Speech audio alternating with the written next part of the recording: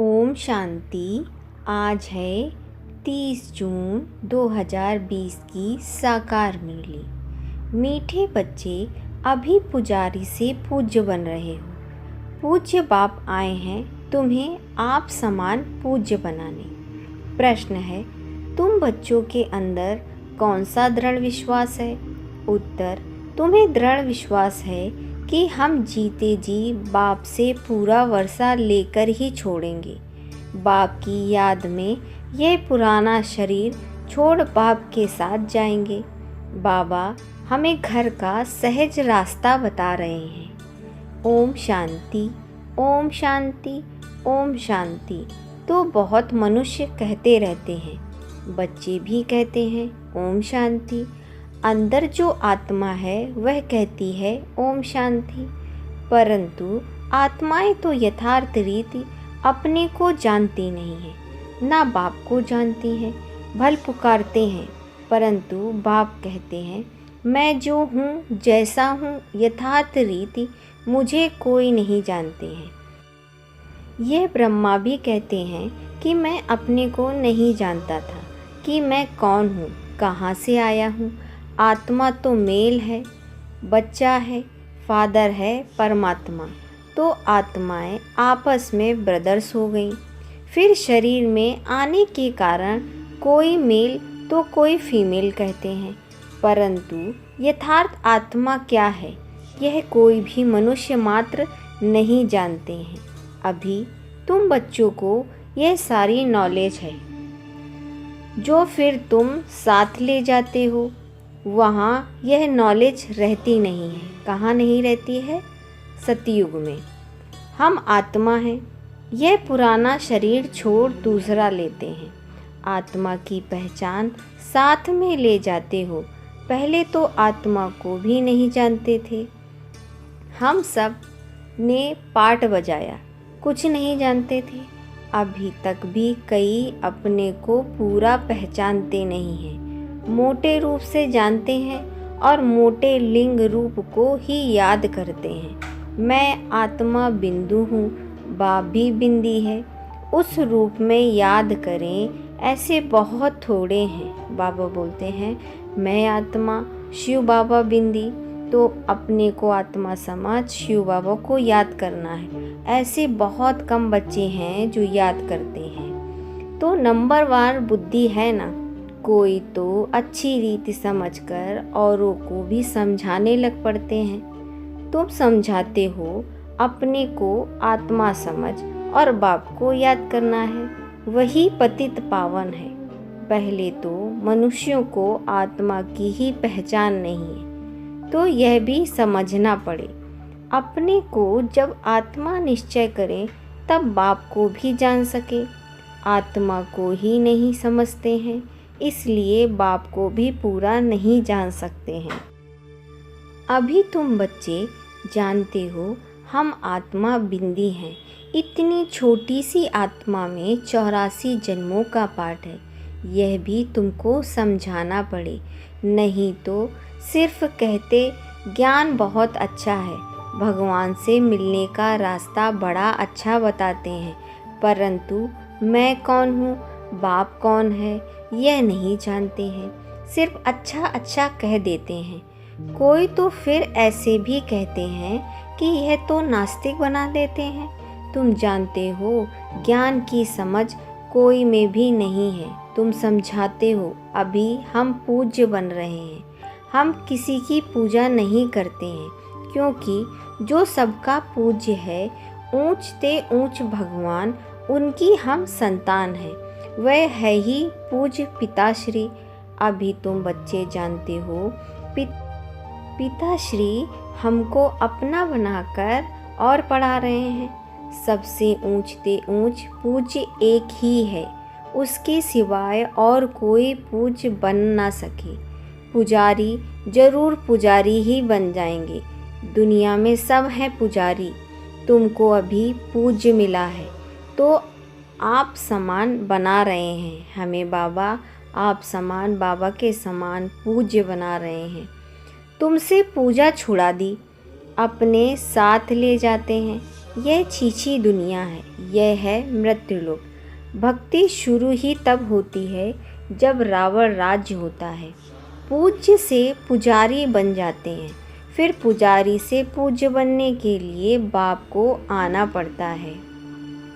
अभी तुम पूज्य देवता बन रहे हो। आत्मा शरीर द्वारा पाठ बजाती है। अभी बाप हमको पूज्य देवता बना रहे हैं, आत्मा को पवित्र बनाने के लिए। तो तुम बच्चों को युक्ति दी है। बाप को याद करने से तुम पुजारी से पूज्य बन जाएंगे, क्योंकि वह बाप है, सर्व का पूज्य।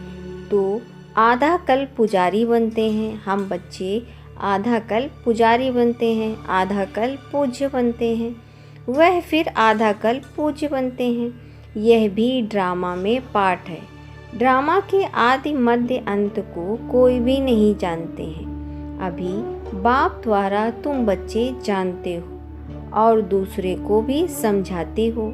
पहली मुख्य बात यह समझानी है कि अपने को आत्मा बिंदी समझो।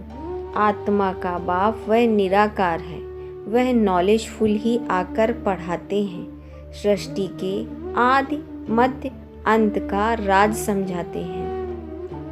बाप आते हैं एक बार, उनको जानना भी एक बार होता है। आते भी एक ही बार संगम युग पर हैं। पुरानी पतित दुनिया को आकर पावन बनाते हैं। अभी बाप ड्रामा प्लान अनुसार आए हैं, कोई नई बात नहीं है। कल्प पहले ऐसे ही आए थे, एक सेकंड भी आगे पीछे नहीं हो सकता है। तुम बच्चों की दिल में जांचता है कि बरोबर बाप हम आत्माओं को सच्चा ज्ञान दे रहे हैं। फिर कल्प बाद भी बाप को आना पड़ेगा। बाप द्वारा जो इस समय जाना है वह फिर कल्प बाद भी जानेंगे।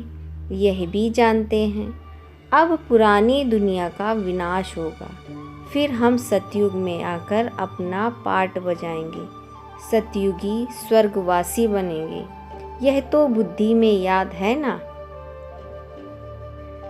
याद करने से खुशी भी रहती है। स्टूडेंट लाइफ है ना, हम स्वर्गवासी बनने के लिए पढ़ रहे हैं। यह खुशी स्थायी रहनी चाहिए। जब तक स्टडी पूरी हो, बाप समझाते रहते हैं कि स्टडी पूरी तब होगी जब विनाश के लिए सामग्री तैयार होगी।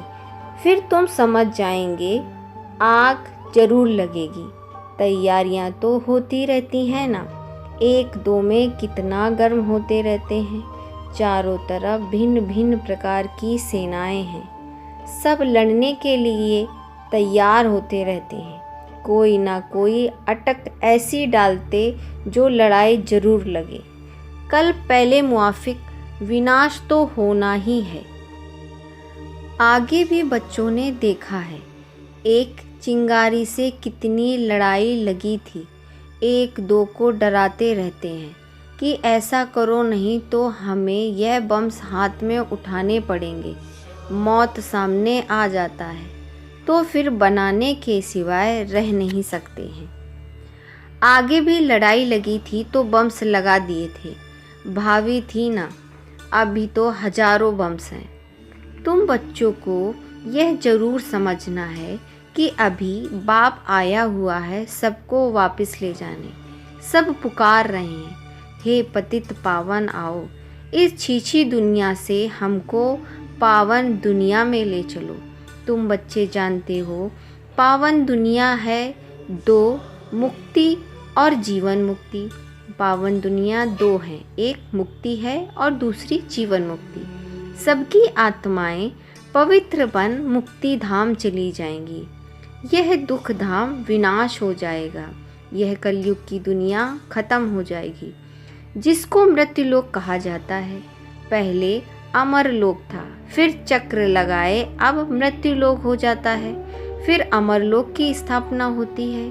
वहाँ अकाले मित्र होती नहीं है। सतयुग में अकाले मृत्यु होती नहीं है, इसीलिए उनको अमरलोक कहा जाता है। शास्त्रों में भी भल अक्षर है, परंतु यथार्थ रीति कोई भी समझते नहीं है। यह भी तुम जानते हो, अब बाबा आया हुआ है, मृत्युलोक का विनाश जरूर होना है। यह 100% है। बाबा समझा रहे हैं कि अपनी आत्मा को योग बल से पवित्र बनाओ, मुझे याद करो तो विकर्म विनाश हो जाएंगे। परंतु यह भी बच्चे याद नहीं कर सकते। बाप से वर्षा अथवा राजाई लेने में मेहनत तो चाहिए ना। जितना हो सके याद में रहना है। अपने को देखना है कितना समय हम याद में रहते हैं और कितनों को याद दिलाते हैं। मन मना भव, इनको मंत्र भी कहा जाता है। मन बना भव ये एक मंत्र भी है। बाप की याद देह अभिमान को छोड़ देना है। तुम आत्मा हो, यह तुम्हारा रथ है, इससे तुम कितना काम करते हो। सतयुग में तुम देवी देवता बन कैसे राज्य करते हो, फिर तुम यही अनुभव पाएंगे। उस समय तो प्रैक्टिकल में आत्म अभिमानी रहते हो। आत्मा कहेगी हमारा यह शरीर बूढ़ा हुआ है, यह छोड़ नया लेंगे। दुख की बात ही नहीं होती है। यहाँ तो शरीर ना छूटे इसके लिए भी कितने डॉक्टर की दवाई आदि की मेहनत करते हैं। तुम बच्चों को बीमारी आदि में भी पुराने शरीर से कभी तंग नहीं होना चाहिए, क्योंकि तुम समझते हो इस शरीर में ही जी करके बाप से वर्षा पाना है। शिव बाबा की याद से ही पवित्र बन जाएंगे। यह है मेहनत, परंतु पहले तो आत्मा को जानना पड़े। मुख्य तुम्हारी है ही याद की यात्रा।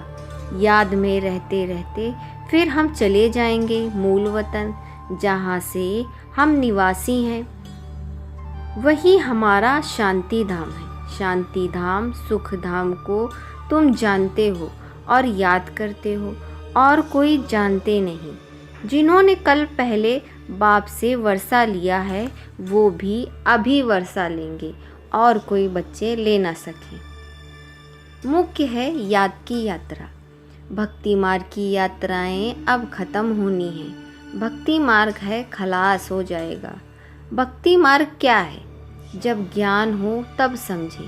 समझते हैं भक्ति से भगवान मिलेगा। भक्ति का फल क्या देंगे? कुछ भी पता नहीं। तुम बच्चे अब समझते हो बाप बच्चों को जरूर स्वर्ग की बादशाही का ही वर्षा देंगे। सबको वर्षा दिया था, यथा राजा यथा रानी प्रजा सब स्वर्गवासी थे। बाप कहते हैं 5000 वर्ष पहले भी तुमको स्वर्गवासी बनाया था, अब फिर तुमको बनाता हूँ। फिर तुम ऐसे 84 जन्म लेंगे। यह बुद्धि में याद रहना चाहिए, भूलना नहीं चाहिए। जो नॉलेज सृष्टि के आदि मध्य अंत की बाप के पास है वो बच्चों की बुद्धि में टपकती है। हम कैसे 84 जन्म लेते हैं, अभी फिर बाबा से वर्षा लेते हैं। अनेक बार बाप से वर्षा लिया है। बाप कहते हैं जैसे लिया था फिर लोगे। ये बाबा बोलते हैं कि हमें 84 जन्मों का चक्र याद रखना चाहिए, बाबा को याद रखना चाहिए, तो हमें वर्षा जरूर मिलेगी।